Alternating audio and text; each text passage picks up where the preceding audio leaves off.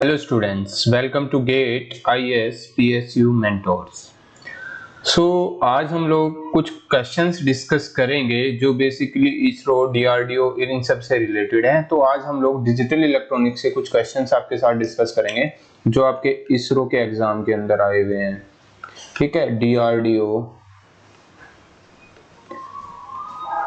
BARC जितने भी exam होते हैं आपके इनके अंदर आए, बीएल जो एग्जाम होते हैं इन एग्जाम्स के अंदर आए हुए हैं, इनके प्रीवियस ईयर के क्वेश्चंस हैं। सो हमारा जो फर्स्ट क्वेश्चन है, एक हाफ एडर आपने इंप्लीमेंट किया हुआ है with the help of XOR gate and AND gate. आपने एक हाफ एडर इंप्लीमेंट किया है with using XOR gate AND gate, and a full adder is implemented with two half adder. एक फिर फुल एडर बनाया है आपने with the help of two half adder and one OR gate. The propagation delay of XOR gate is 2.4 microsecond and propagation delay of AND gate and OR gate is 1.2 microsecond. A 4-bit ripple carry counter is implemented using full adder. The total propagation delay of 4-bit binary adder is. ठीक है, तो ये आपके पास question है। उसने क्या बोला कि आपके पास एक हाफ एडर है जो आपने इंप्लीमेंट किया एक्सोर और एंड गेट से। फिर उस हाफ एडर की हेल्प से आपने क्या किया, दो हाफ एडर लिए ऐसे, उनकी हेल्प से आपने एक फुल एडर बनाया और उसके साथ में एक और गेट लगा होगा। ये आप देख सकते हो कि आप फुल एडर को कैसे कैसे आप हाफ एडर से इंप्लीमेंट कर सकते हो। एंड एक्सोर गेट का प्रोपेगेशन डिले 2.4 माइक्रोसेकंड गिवन है, एंड और OR गेट का जो प्रोपेगेशन डिले है 1.2 माइक्रोसेकंड है। देन जो हमारे पास फुल एडर बना होगा उसकी हेल्प से एक रिपल कैरी एडर हमने इंप्लीमेंट किया हुआ है। तो आपने टोटल प्रोपेगेशन डिले बनाना है उस रिपल कैरी एडर का। देखो, अगर हम बात करते हैं, मैंने क्या बनाया हुआ है, ध्यान से देखना भाई, यहाँ पे सॉरी, ध्यान से देखना, यहाँ पे जो ये वाला पोर्शन है मेरे पास,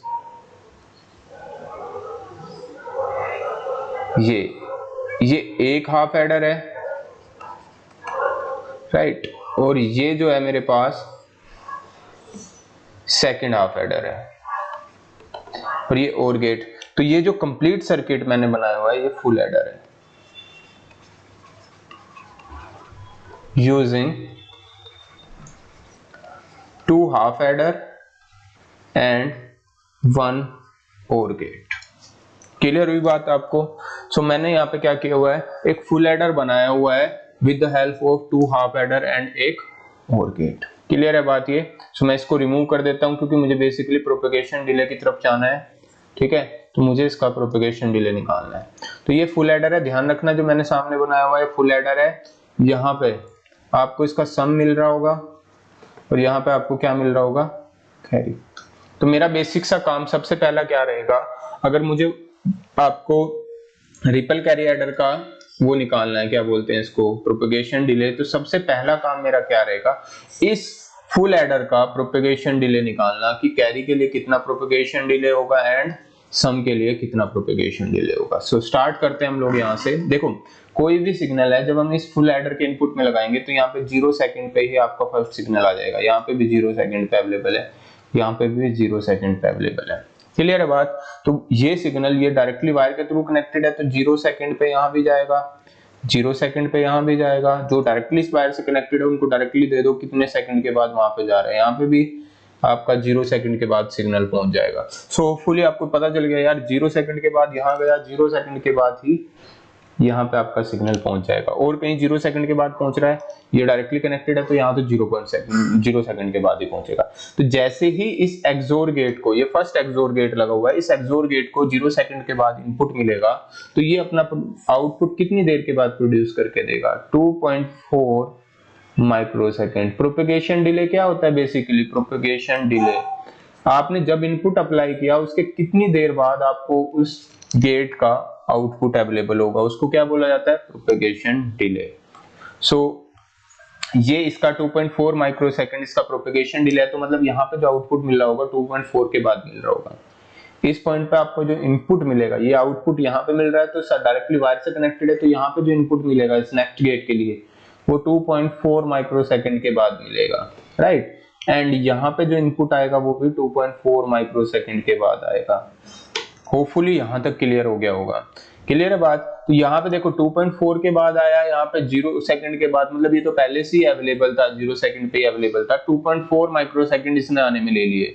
तो भाई ये तब तक वेट करता रहेगा सेकंड वाला जब तक पूरा इसका आउटपुट नहीं आएगा। जैसे इसका आउटपुट आएगा फिर ये अपना काम स्टार्ट करेगा, देन ये फिर अपना टाइम लेगा 2.4 माइक्रोसेकंड। तो ओवरऑल यहाँ पे जो आउटपुट मिलेगा वो 4.8 माइक्रोसेकंड के बाद आपको मिल रहा होगा। अब नीचे आते हैं, देखो 2.4 के बाद इसको मिला एंड 0 के बाद ये मिल रहा था यहाँ पे। तो इसका मतलब ये जो एंड गेट है, ये एंड गेट है बेसिकली। ये एंड गेट कब तक वेट करेगा? जब तक कि इस फर्स्ट एक्सोर गेट का आउटपुट नहीं आ जाता। वो 2.4 के बाद आया है, फिर 2.4 के बाद ये अपना डिले लेगा 1.2 का। तो यहाँ पे जो आउटपुट मिलेगा आपको 3.6 माइक्रोसेकंड के बाद मिल रहा होगा। तो ये जो गेट का इनपुट है ये 3.6 माइक्रोसेकंड के बाद मिल जाएगा। क्लियर हुई बात? देखो यहाँ पे 0 के बाद अवेलेबल है, यहाँ पे भी 0 के बाद, तो ये अपना डिले लेगा 1.2 माइक्रोसेकंड का।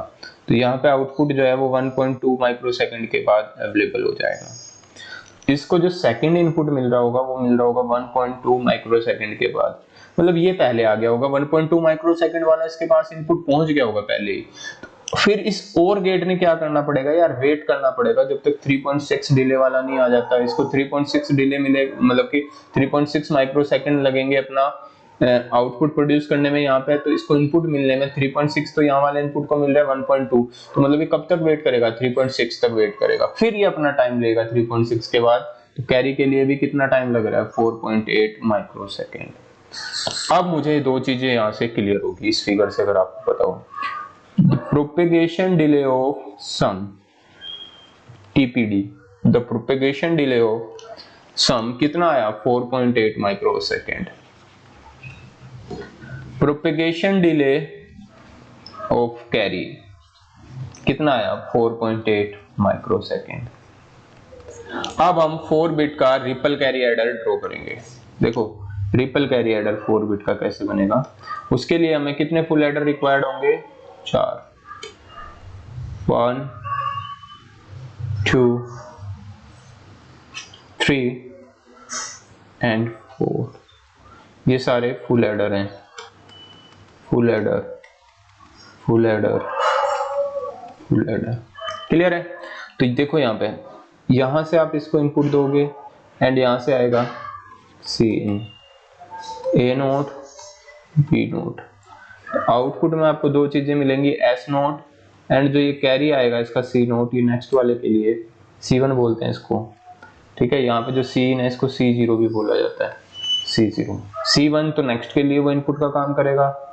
नेक्स्ट A1 B1, फिर यहाँ पे सम बिट आएगी S1, देन यहाँ से क्या जाएगा आपके पास C2, A2 B2।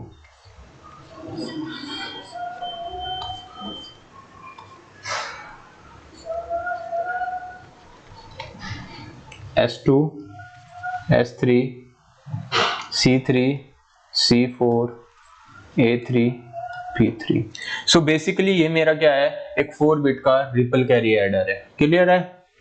तो अब देखो ध्यान से सुनना, यहाँ पे जब मैंने इस फर्स्ट वाले को इनपुट दिया होगा t इक्वल्स टू 0 पे, इनपुट तो सबको t इक्वल्स टू 0 पे मिला होगा। ये भी 0 सेकंड, ये भी 0 सेकंड, सेकंड है, ये टाइम है ध्यान रखना, सेकंड है, सेकंड है, इसको भी 0 सेकंड पे, इसको भी 0 सेकंड पे, इसको भी 0 सेकंड पे मिल गया होगा, इसको भी 0 सेकंड पे इनपुट मिल गया होगा। क्लियर है बात यहाँ तक? तो देखो जब 0 सेकंड पे इसको इनपुट मिला तो ये क्या करेगा, कैरी तो आ ही रहा होगा, ये सीन तो हमेशा यहाँ पे 0 लेके चलते हैं हम लोग, ठीक है, इनिशियल कैरी को। तो बेसिकली जब इसको 0 सेकंड पे इनपुट मिला होगा तो ये क्या करेगा, अपना डिले लेगा। कितना डिले लेगा? इसको जनरेट करने में 4.8 लेगा इसको जनरेट करने में भी 4.8 माइक्रोसेकंड लेगा। तो 4.8 के बाद जब तक, देखो नेक्स्ट वाला जो फुल एडर है वो कब तक काम नहीं करेगा, जब तक पुराने वाले का कैरी नहीं आ जाएगा। उसे कैरी के लिए वेट करना पड़ेगा, तो 4.8 तक ये वेट करता रहेगा। जैसे ही 4.8 के बाद इसको इनपुट मिलेगा देन ये अपना आउटपुट जनरेट करना का स्टार्ट करेगा।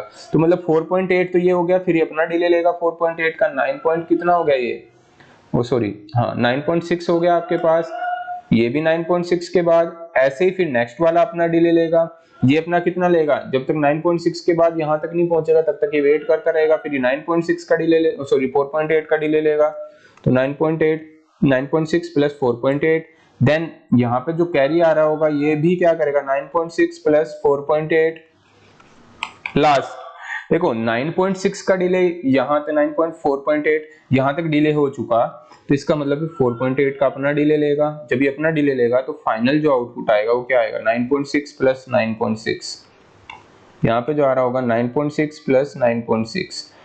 अब जो ओवरऑल रिजल्ट आने में टोटल डिले लगा है वो कितना लगा, या तो सम का ले लो या कैरी का ले लो, तो टोटल डिले किसके इक्वल होगा 9.6 प्लस 9.6, या फिर आप क्या कह सकते हो 4 times 4.8 which is equals to 9.2। So ये हमारा फर्स्ट क्वेश्चन था इतने माइक्रो सेकेंड। ये अच्छा क्वेश्चन था, इसको आपको ध्यान से करना पड़ता क्योंकि आपको सारी चीजें पता होनी चाहिए कि how to implement a full adder using 2 half adder, and half adder आप लोग कैसे इंप्लीमेंट कर सकते हो एक्सोर एंड गेट की हेल्प से, राइट। फाइनली आपको रिपल कैरी एडर का पता होना चाहिए, क्या क्या चीजें कहां पे कनेक्टेड हैं, हर एक का प्रोपेगेशन डिले आप इंडिविजुअली फाइंड आउट करोगे तब जाके आप फाइनल आंसर तक पहुंच सकते हो। सो आपका जो आंसर आया वो कितना है 9.2 microsecond. So move on to next question. हमारा जो नेक्स्ट क्वेश्चन है, if the maximum frequency with which a 4-bit binary ripple counter can work is 25 megahertz। ठीक है, फ्रीक्वेंसी कितनी गिवन की है उसने आपको 25 megahertz। then the propagation delay from clock to Q of each flip flop। ठीक है, जो आपका रिपल काउंटर होता है बेसिकली क्या होता है, कितने बिट का है ये 4 बिट का है। आपने क्या करना है यहाँ पे, या तो आप टी फ्लिप फ्लॉप ले लो या मैं जे के फ्लिप फ्लॉप ले लेता हूं। मैं टी फ्लिप फ्लॉप लेके चल रहा हूं। यहाँ पे आपने क्लॉक दी है अपनी। सो जो फर्स्ट वाले का आउटपुट होता है वो नेक्स्ट वाले के लिए क्लॉक का काम करता है 1 टी। तो ऐसे ही चलता रहेगा आपके पास काम। 4 बिट का बनाना है आपने। देखो वैसे तो डायरेक्टली फॉर्मूला भी बन जाता है यहाँ से, बट मेरा मतलब वो नहीं कि मैं आपको फॉर्मूला बताऊं।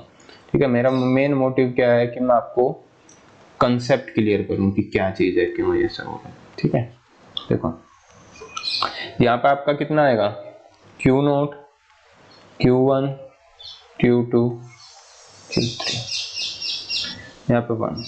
तो जब भी हम लोग टी फ्लिप फ्लॉप के साथ क्या कनेक्ट कर देते हैं 1 कनेक्ट कर देते हैं, तो वो हर एक के बाद क्या होता रहेगा टॉगल होता रहेगा। क्लियर है बात यहाँ से। सो अगर आप ध्यान से देख रहे हैं यहाँ पे, तो जब तक नेक्स्ट वाले को क्लॉक, जब तक कि फर्स्ट वाले मान लो इसका प्रोपेगेशन डिले जो है वो टीपीडी है,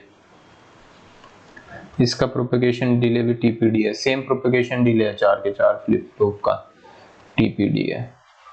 क्लियर है बात। तो जब तक आपका फर्स्ट वाले का आउटपुट नहीं आएगा, क्या नेक्स्ट वाले को क्लॉक मिलेगी? नहीं मिलेगी ना। जब तक सेकंड वाले का आउटपुट नहीं आएगा नेक्स्ट वाले को क्लॉक नहीं मिलेगी, जब तक थर्ड वाले का आउटपुट नहीं आएगा नेक्स्ट वाले को क्लॉक नहीं मिलेगी। सो ऐसे ही हमारे लास्ट तक फाइनल आउटपुट आने तक कितना टाइम लगेगा, अगर मैं बात करता हूँ मुझे फाइनल आउटपुट आने तक 4 टीपीडी टाइम लगेगा।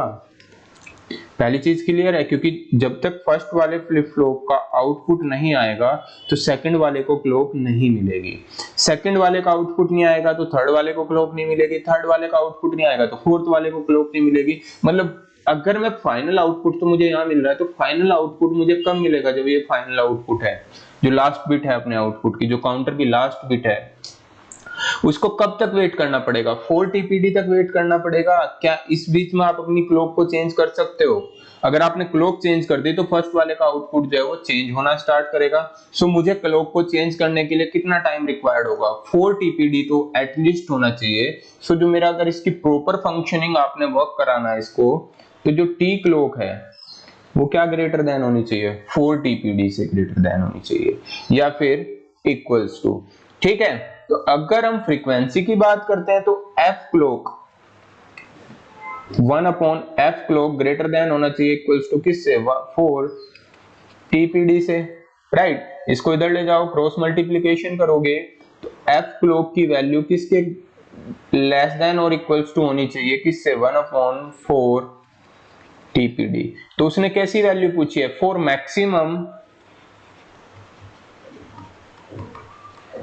Maximum frequency F clock less than हटा देते हैं कि किसके इक्वल हो सकता है मैक्सिमम, 1/4 TPD के इक्वल हो सकता है। एंड मैक्सिमम फ्रीक्वेंसी उसने आपको गिवन की है, तो TPD की वैल्यू किसके इक्वल आ जाएगी, 1/4 एफ क्लॉक के इक्वल आ जाएगी, यानी 1/4 एफ क्लॉक कितना गिवन किया है, 25 into 10⁻⁴, क्वेश्चन में देख लेते हैं, एफ क्लॉक मेगाहर्ट्ज है, तो 25 into 10⁻⁶, तो ये कितना हो जाएगा 1/10⁸। एंड फाइनली हम लोग इसको क्या लिख सकते हैं, 10⁻⁻8 या फिर 10 into 10⁻⁻9 which means 10 nano second. तो ये आपका प्रोपेगेशन डिले आ सकता है 10 नैनो सेकेंड। क्लियर हुई बात आपको यहाँ। Move on to next question. हमारा जो नेक्स्ट क्वेश्चन है उसमें क्या गिवन किया उसने, the initial state of A counter shown below is 0 0। इसकी इनिशियल स्टेट आपको गिवन कर दी, कितनी है इसकी इनिशियल स्टेट, 0 0 है। The minimum number of clock pulses required after which the state Q1 Q0 goes to 0 0 again. ठीक है, तो सबसे पहले हम लोग क्या कर रहे हैं, यहाँ पे हमने निकालना कितनी क्लॉक पल्सेस के बाद ये वापस से 0 0 हो जाएगा। तो क्लॉक नंबर इधर लिख लेते हैं एंड जो प्रेजेंट स्टेट है वो लिख लेते हैं Q1 Q0। तो देखो 0 इनिशियल क्लॉक थी, तो इनिशियल स्टेट उसने बताई आपको कितनी है, 0 0। तो मतलब स्टार्टिंग में यहाँ पे भी 0 है, यहाँ पे भी आपका 0 है, तो इसका मतलब अगर ऊपर 0 है तो नीचे से यहाँ से कितना गया होगा, यहाँ पे तो 1 रहा होगा ना। तो यहाँ पे जो इनपुट पे अवेलेबल है अभी वो 1 है, यहाँ पे इनपुट पे अवेलेबल है 0। ठीक है, जैसे ही आपकी फर्स्ट क्लॉक आएगी, डी फ्लिप फ्लॉप क्या करता है, जो उसके इनपुट में अवेलेबल है उसी को आउटपुट में ट्रांसमिट कर देता है। तो यार यहाँ पे 1 था, तो ये 1 फर्स्ट क्लॉक आते ही कहां चला जाएगा, इसके आउटपुट में चला जाएगा, राइट। यहाँ पे 0 था, 0 का 0 ही आउटपुट में जाएगा, तो इसका मतलब यहाँ पे अभी भी 1 रहेगा। सो इसका मतलब जो Q1 है वो तो चेंज होके हो गया 1, एंड जो Q0 है वो अभी भी क्या रहा, 0। ये कब की बात है, ये बात है फर्स्ट क्लॉक आने के बाद की। अब हम जैसे ही फर्स्ट क्लॉक आ चुकी उसके बाद चेक करेंगे, देखो फर्स्ट क्लॉक आ चुकी तो यहाँ पे जो है 0 हट जाएगा। अब यहाँ पे जो अवेलेबल होगा आपके पास वो 1 अवेलेबल है, फर्स्ट क्लॉक के बाद की बात कर रहे हैं। यहां से ये 1 एज इट इज अभी भी यहाँ पे जा रहा होगा, तो यहाँ पे अभी 1 अवेलेबल है। क्लियर है, जैसे ही आपकी सेकंड क्लॉक आएगी, ये 1 यहाँ पे ट्रांसमिट होगा, तो यहाँ पे फिर से 1 हो गया, एंड ये 1 यहाँ पे ट्रांसमिट होगा, तो मतलब Q1 और Q0 दोनों क्या बन गए आपके पास, 1 1 चेंज होके 1 1 बन गए हैं। एंड जो आपका Q0 बार है यहाँ पे 0 हो गया। अब मैं इनपुट की बात करता हूँ, उस टाइम पे क्या हो जाएगी, जैसे आपकी सेकंड क्लॉक आने के बाद रुकेगी, तो यहाँ जैसे सेकंड क्लॉक होल्ड होगी, मतलब कि आ चुकी है आपकी सेकंड क्लॉक, तो यहाँ पे 0 पहुंचेगा, ये 1 और ये 1 अब यहाँ से रिमूव हो गया, अब यहाँ क्या पहुंच गया, 0, राइट। हाँ जी, यहाँ पे क्या अवेलेबल था आपके पास, 1, तो यहाँ पे 1 अवेलेबल था, तो ये 1 यहाँ पे इनपुट पे पहुंच जाएगा। अब क्या होगा, जैसे ही आपकी नेक्स्ट क्लॉक आएगी, जैसे आपकी थर्ड क्लॉक आएगी, थर्ड क्लॉक में क्या होगा भाई, ये 0 आगे की तरफ ट्रांसमिट होगा, यहाँ 0 पहुंच जाएगा, ये 1 आगे की तरफ ट्रांसमिट होगा, तो वहां पे 1 पहले ही था, भी 1 ही रहेगा। ठीक है, तो इसका मतलब यहाँ पे आपका क्या हो गया, 0, एंड यहाँ पे क्या बन गया, 1। अब यहाँ पे 1 है, तो यहाँ से 0 जो है इस साइड से जाएगा एंड वापस यहाँ पे क्या आ जाएगा, 0, एंड ये 0 जो है इस 1 की जगह ले लेगा, तो अब यहाँ पे क्या हो गया, 0। क्लियर हुई बात।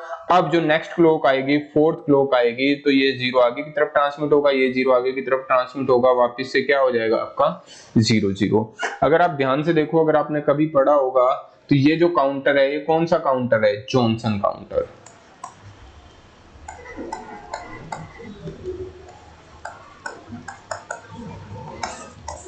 कितनी क्लॉक पल्सेस के बाद ये अपनी स्टेट को चेंज करके वापस 0 कर रहा है, 4 क्लॉक पल्सेस। तो आंसर क्या हो जाएगा अपने पास, 4 क्लॉक पल्सेस, आंसर क्या आएगा, टी। डी आएगा, ठीक है। एंड जॉनसन काउंटर अगर आपको याद होगा वो कितने नंबर ऑफ स्टेट्स काउंट करता है, 2n। n क्या होती है, नंबर ऑफ फ्लिप फ्लॉप्स, मतलब 2n क्लॉक पल्सेस के बाद वापस वो अपनी इनिशियल स्टेट में आ जाएगा। होपफुली आपको ये क्वेश्चन समझ आए होंगे एंड ये आपको हेल्प करेंगे एग्जाम्स के अंदर, इसरो, डीआरडीओ, हाँ गेट में भी आपको हेल्प करेंगे। Thank you.